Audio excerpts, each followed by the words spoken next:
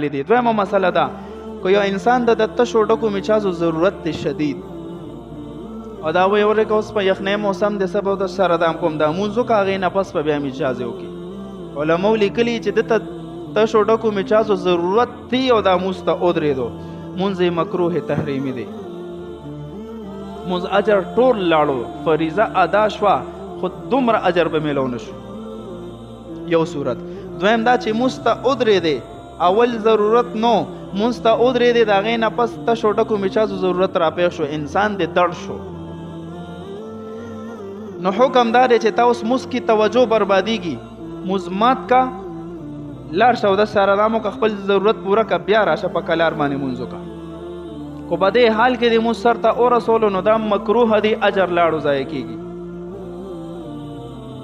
دریم صورت دا دی که یو انسان تشي یا ډکې میتیازې ورغلی وي یا د مونځ په حال کې ورلې خو ټایم دومره لږ پاتې دی که نه خو دا وایي زه ځمه خپل ضرورت پوره کوم بیا اودس سره دام کوم او بیا مونځ کوم نو مونځ رانه قضا کېږي. نو اوس حکم دا دی چې بھائی چې اوس یې په دې حال کې وکړه ځکه قضا کېدل یې لوی جرم دی. د کراهت سره خو به د کم از کم مونځ ادا شي که نه فریضه خو به ادا شي که نه خو قضا کول یې لوی جرم دی چې قضا درنه نه شي.